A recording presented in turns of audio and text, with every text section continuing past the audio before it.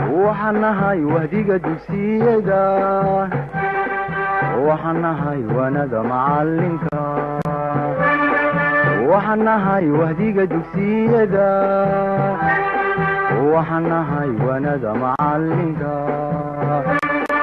waagii baryaba awbax laga waraabsho waagii barya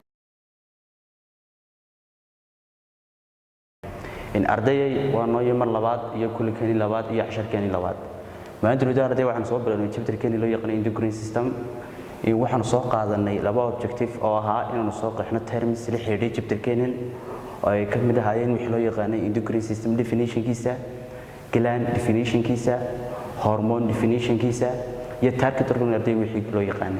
soo kala arday waxaan soo qaadanay types of glands and their difference and their comparison waxaan soo qaadanay arday wixii loo yaqaan noocyada qanjirada loo qaybiyo iyo waliba isbarbardhigoogii maantana insha Allah waxaan si toos ah u qaadan doonaa amba u qaada dhigi doonaa wixii loo yaqaan endocrine glands arday waxaan ka soo barnay in loo yaqaan inay haayeen qanjirada haba yaraatay wax tuunba aan lahayn waa qodob waxaan soo kala arday soo barnay endocrine glands inay yihiin qanjirada soo dhiqa wax loo yaqaan hormones waa qodob soo waxaan soo barnay endocrine glands arday inay yihiin qanjirada marka ay soo dhiqaan hormones uu qaadayo dhiiguna marka uu ginayo wax loo yaqaan target organ soo kala examples ka soo barnay hadaba arday endocrine glands magac labaad loo yaqaanayo waxa loo yaqaan ductal gland magac labaad arday ay leeyihiin waxa loo yaqaanaa ductal gland arday loo yaqaanaa hadda arday maqasho wax loo yaqaan ductal gland amba maqasho wax loo yaqaan endocrine glands waa isku mid hadaba arday qanjiradeena maanta anaga loo yaqaan endocrine glands amba ductal gland loo yaqaano arday qanjir kasta waxaan baranaynaa number 1 location ka jirka uu kaga yaalo soo kala arday waxaan baranaynaa qanjir kastaba dheecaanada uu soo dhiqo amba macna uu soo saaro iyo dheecaan kasta qanjirka uu soo dhiqo shaqada uu jirkeena uu qabto hadaba qanjirka koobaad maanta anaga arday wax weeye waa qanjirka magaciisa loo yaqaan pituitary gland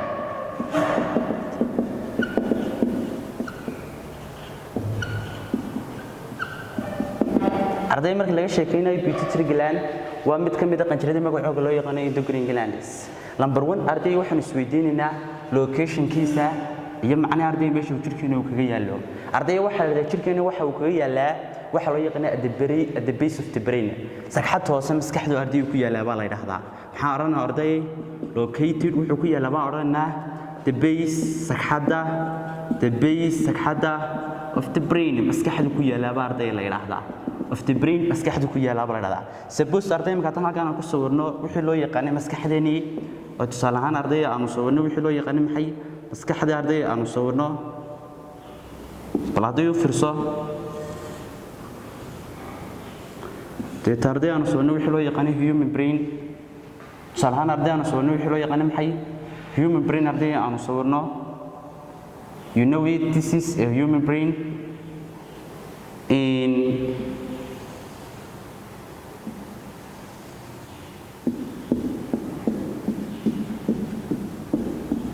arday diagram kan sameeyo maskaxdii bini'aadanka ee waan soo baranay maskaxdii iyo qaybaheeda iyo shaqooyinkii kale ay qabanaysay laakiin si qaybta maskaxda loo yaqaan forebrain ee ka koobnay afarta qaybood qayb kamid ah arday wixii loo yaqaan wixii loo yaqaan pituitary gland this is imika kan arday wixii loo yaqaan maxay pituitary gland weeye marka pituitary gland arday wuxuu ku yaalaa baa la yiraahdaa at the base of the brain tan waxaan soo sheegnay inta wixii loo yaqaan cerebrum kan waxaan soo sheegnay wixii loo yaqaan corpusculum kan waxaan soo sheegnay inuu arday wixii loo yaqaan thalamus tan arday waxaan ku soo sheegnay inay tahay wixii loo yaqaan hypothalamus tan waxaan ku soo sheegnay midbrain tan waxaan ku soo sheegnay bonis tan waxaan ku soo sheegnay medulla oblongata tan arday waxaan ku soo sheegnay wixii loo yaqaan maxay cerebellum baan ku soo sheegnay in halkana waxa wixii loo yaqaan brainstem markaas it means waan soo baranay dhammaan qaybaha maskaxda iyo shaqooyinka ay qabato laakiin marka laga sheekanayo qanjirka loo yaqaan pituitary gland-ku waxa uu ku yaala at the base of the brain oo ah ardayga sagxadda hoose ee maskaxda ay leedahay this is kana arday magaciisa waxa loo yaqaan pituitary gland in hadaba arday qodob labaad baan ogaanayo marka laga sheekanayo pituitary gland waxa la magac labaad u leeyahay waxa la yiraahdaa arday waxa loo yaqaan master gland waxaan isweydiinaa arday muxuu master gland kula baxay waxa la yiraahdaa arday master gland qajirkan wuxuu kala baxay horta number 1 waxa uu ka qayb qaataa barada koritaanka jirkeena uu korayo number 2 wuxuu ka qayb qaataa barada la dhammaan wixii loo yaqaan taranka qofka bini'aadamka ay u tarmayo haddii noqoto labka iyo haddii noqoto dhidigiiba waxa uu ka qayb qaataa barada dhammaan fadlada kiimikaalada jirkeena gudihiisa ka dhacayo dhan ee loo yaqaan metabolism reaction soo kale arday waxa uu qajirkan loo yaqaan pituitary gland-ku awood u leeyahay baa la yiraahdaa aan other endocrine glands lamida ayuu activity-googa uu controla oo wuxuu uu controla qajirka loo asaga lamidi in arday uu soo daayo hormoon waayo asaga ayaa hormoon soo diinaya hormoonku markaas uu soo daayo hormoonkaas uu soo daayo arday wuxuu si toos ah u saameynaya qajirkana dabadda waxa awood u yeelanaya in uu soo dhiqo amba uu soo saaro wixii loo yaqaan hormoono kale waxaan odhanaynaa marka ardayay pituitary gland qajirka magaciisa loo yaqaan pituitary gland-ku balaaday la soco also sidoo kale ardayay noowinas sidoo kale ardayay waxa loo yaqaanaa master gland arday maxaa loo yaqaanaa master gland baa arday loo yaqaanaa ha hadda waxaan isweydiinaa arday way baa arday master gland loogu yaqaanaa waa maxay sababta arday waxa arday la yiraahdaa sababtu waxa weeye qajirka loo yaqaan pituitary gland-ku regulates waxa uu maamulaaba arday la yiraahdaa the growth koritaanka jirkeena ayuu maamulaaba la yiraahdaa waa qodobka labaad arday wuxuu ka qayb qaataa la yiraahdaa wixii loo yaqaan maxay reproduction-ka arday uu ka qayb qaataa la yiraahdaa soo kale arday wuxuu ka qayb qaataa la yiraahdaa metabolism reaction-ka jirkeena ka dhacayo dhan ayuu ka qayb qaataa arday la yiraahdaa soo kale arday aan iyo ugu dambeyntan arday waxa la yiraahdaa control wuxuu maamulaaba arday la yiraahdaa bal soco control wuxuu maamulaaba la yiraahdaa other endocrine glands other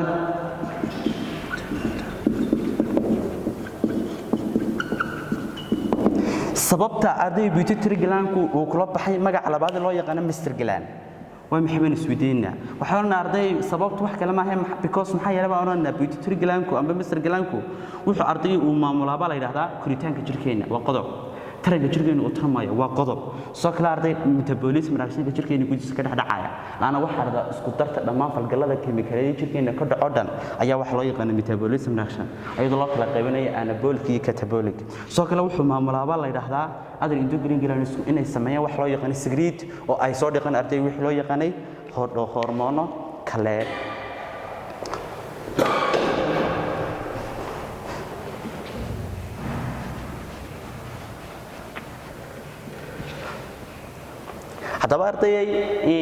hadaba ardayay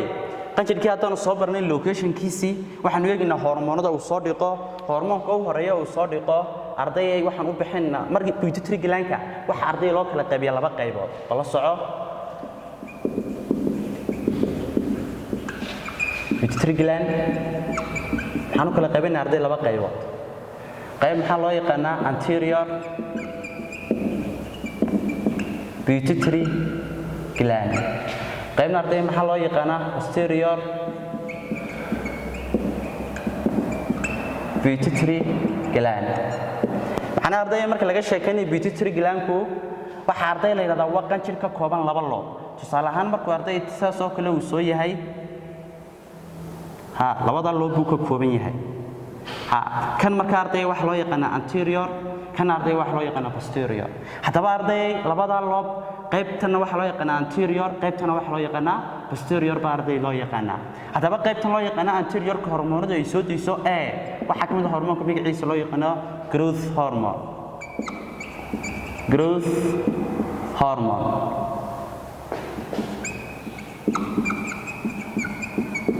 in growth hormone magaca scientific uu leeyahay biology-gu yaqaan waxa loo yaqaanaa somatotropin hormone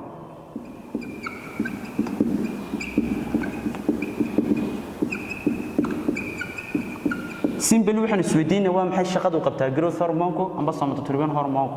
somatotropin hormone growth hormone-ka arday waxa uu ka qayb qaataa la yiraahdaa koritaanka ay korayaan lafaheenu koritaanka ay korayaan muruqyadeenu iyo sidoo kale jirkeena wuxuu sameeyaa wax loo yaqaan borotiinka bis waa intaaba maxaan arday odhanaynaa stimulate wuxuu cariyaa the growth koritaanka of bones lafaheena muscles muruqyadeena iyo sidoo kale arday bromate wuxuu kor u qaadaa synthesis samaysanka jirkeena uu samaysanayo proteins waxa loo yaqaan protein hormoonka loo yaqaan growth hormone amba loo yaqaan somatotropin hormone arday loo yaqaana bala soco waxa uu caryaaba la yiraahdaa koritaanka ay korayaan lafaheenu muruqyadeenu sidoo kale wuxuu kor u qaadaaba la yiraahdaa samaysanka oo samaysanay jirkeena arday waxa loo yaqaan borotiinka waayo waxa la borotiinku contribute structure of the cell wuxuu ka qayb qaataa barada qaab dhismeedku inuu leeyahay isagoo ka qayb qaadanaya laba siyood oo kala ah growth and repairing wuxuu ka qayb qaadanaya arday koritaan iyo dayactir in hadaba arday waxa la hormoonka loo yaqaan growth hormoonku waxa uu go'aamiyaa la yiraahdaa dharka qofka bini'aadamka ah sidoo uu noqonayo waxa oranaya arday sidoo kale determining tall a person became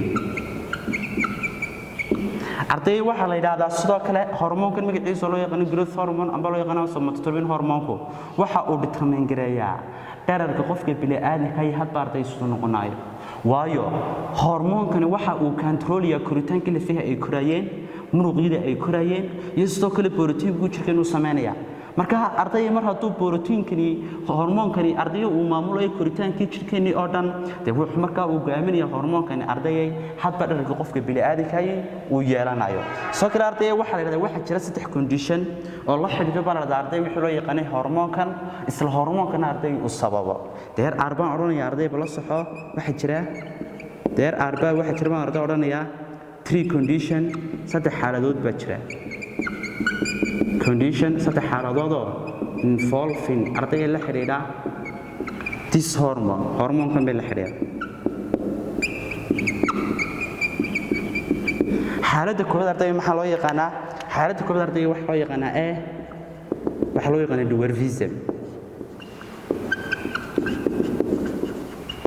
dwarfism af Soomaali arday waxa loo yaqaanaa cilaanku waxa weeye waa qofka gaaban ee dhererkiisu uu ka yar yahay baa la yiraahdaa 1 mitir gibigiisa waa qofka gaaban waayo xaaladan arday dwarfism la qeexaya waxa la waa xaaladda ka dhalata in uu gaabto dhererkii qofku in ka kaaban dhererkii caadiga ah ee dadku ay lahaayeen taana waxa ugu wacan baa la yiraahdaa qofku markuu uu yaraa ee dadiisu ay ka rii 10 jir ayaan waxaana loo soo saarin xad ku filan oo arday wixii loo yaqaan growth hormones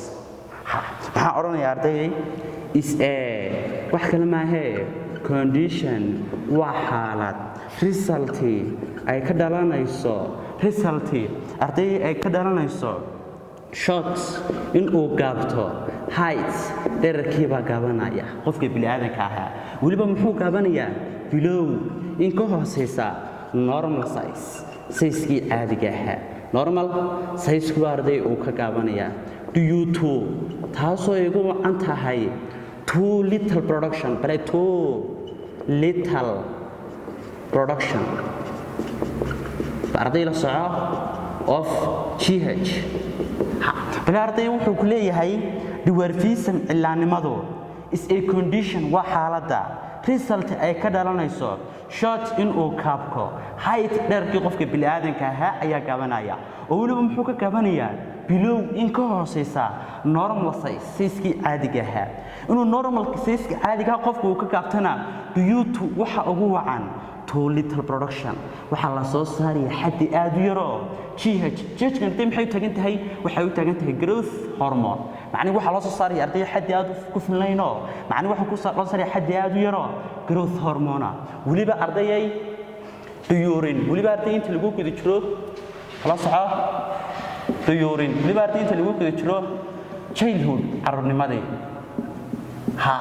waayo qofku markuu ardayo uu heli waayo xad ku filan oo growth hormone wax imanaya lafihii inay kori waayaan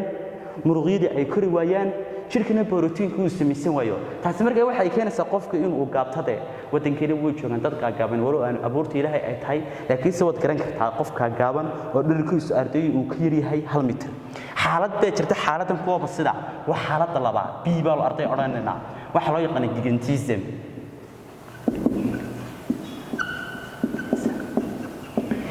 gigantism arday waxa loo yaqaan dheeraansho waxa la raraa wax xaaladda ay ka dhalanayso in ardayay si dheeraad ah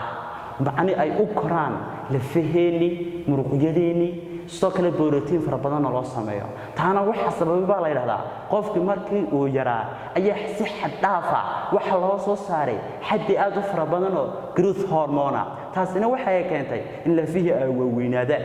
muruqyadii ay waaweynaadaan borotiin fara badan loo sameeyo dadka qofka muxuu noqonayaa cabdi dawiil geedkaas iska leekaanaya ee uu dheeraanaya qof dheerna arday wad garanaysaa tanna marka maxaan uga qeexi karnaa waa wax kala ma aha condition waa xaalad result ay ka dhalanayso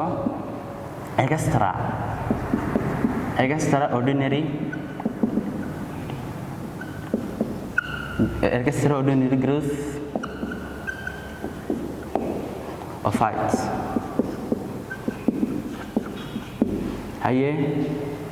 due to excess production of growth hormone during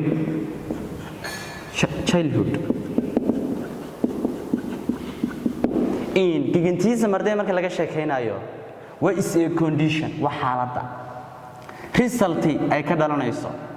extraordinary growth in uu ku yimaado ardayga koritaan dheeraad ah oo caadi ah ardayga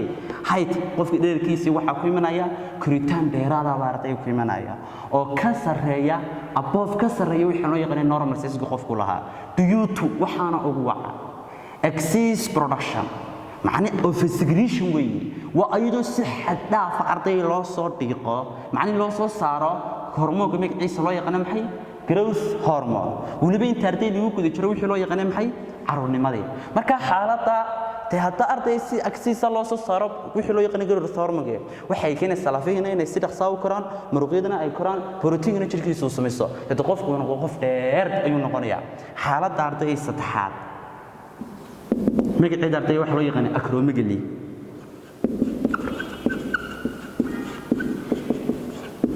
xaaladdan ardayda Soomaaliya waxa loo yaqaan lafaweynaansho xaaladdan ardayda labada xaaladood ee hore xaaladdan loo yaqaan dwarfism ee cilaanimada iyo xaaladdan loo yaqaan gigantism ee dharaanshuhu waxa labaduba ay dhacaan inta lagu gudo jiro childhoodnimada tana waxa dhacaysa childhoodka tan ardayda waxa dhacaysa caruurnimada laakiin si xaaladdan loo yaqaan acromegalygu waxa dhacdaa waxa loo yaqaan adulthood qofku marka uu qaan gaaro waliba waxa ay xaaladdan ay timaado baa la yiraahdaa qofku marka dadiisu ay gaadho 30 jir macni 30 ilaa 50 inta u dhaxlaatan sano u dhaxeeya ayay timaado baa la yiraahdaa hadaba xaaladdan maxaa dhaca xaaladdan ay waxa la yiraahdaa qofka si aan caadi ahayn ayay lafihiisii iyo muruqyadiisii ay u korayaan oo maxaa dhacay qofkii qaan gaaray oo qof weyn oo qaan gaaray 30 jir amba wixii ka sareeya ayuu baa waxa imanaya in qanjirkii magaciisa loo yaqaan pituitary gland ee soo dhiqi jiray hormoonka loo yaqaan growth hormone ayuu wuxuu soo dhiqiyaa of secretion buu sameeyaa large amount of growth hormone buu soo saaraya taasi waxay keenaysaa lafihii inay waaweynaadaan muruqyadii inay waaweynaadaan taasden xaaladda marka ardayga lafihii ay waaweynaanayaan muruqyadina ay waaweynaanayaan ayaa ardayga waxa loo yaqaan acromegaly inta badan dadku wuxuu kaga dhacaa facial bones iyo waxa loo yaqaan limbs adimada hore upper limbs oo gacmi aha iyo lower limbs ayuu kaga dhacaa dad qofkii gacmina waa waaweynaanayaan soo kale ardayga wajiguna waa waaweynaanaya acromegalygu waa maxay is wax kala ma aha abnormal growth normal growth waa koritaan aan caadi ahayn oo ku yimaada ardayga waxa loo yaqaan maxay bones lafaheeni and muscles iyo muruqyadeeni due to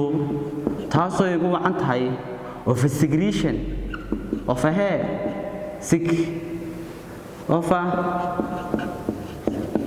of a secretion ayadoo si xad dhaaf ah loo soo dhiqo wixii loo yaqaan growth hormone waliba during inta ardayga lagu guda jiray wixii loo yaqaan maxay inta ardayga maxay lagu guda jiray adulthood aanganimada wax kale ma aha abnormal growth waa koritaan caadi ahayn of bones lafihi ay korayaan aan muscles ayaa muruqyadii due to waxa ugu wacan of a secretion of macnaheedu waxa weeye arday waa maxay waa extra macnaheedu of in fara badan baa la soo saarayo wixii loo yaqaan growth hormone-kiya waliba inta lagu guda jiro wixii loo yaqaan maxay qaangaarnimadii taasina markaa waxay keenaysaa xaaladda magaceeda loo yaqaan acromegaly marka halka arday waxaan kaga imanaa qanjirka magaciisa hormoonka magaciisa loo yaqaan growth hormone ee ka mid ahaa hormoonada uu soo daayo pituitary gland waliba qaybtiisa loo yaqaan anterior pituitary gland marka xaaladda loo yaqaan acromegaly-ga waxa la yiraahdaa waa is a normal abnormal growth waa koritaan caadi ahayn of bones ku yimaada lafahani and muscles iyo muruqyadani due to taasoo ugu wacan tahay of a secretion in xadaaf loo soo dhiqo growth hormone-ki waliba during inta arday lagu guda jiro adulthood wixii loo yaqaan maxay qaangaarnimadii insha Allah lecture-keena maanta halkaas ku joojinaa inta lecture-ka saddexaad ku kulmi doono salaamu alaykum wa rahmatullahi wa barakatuh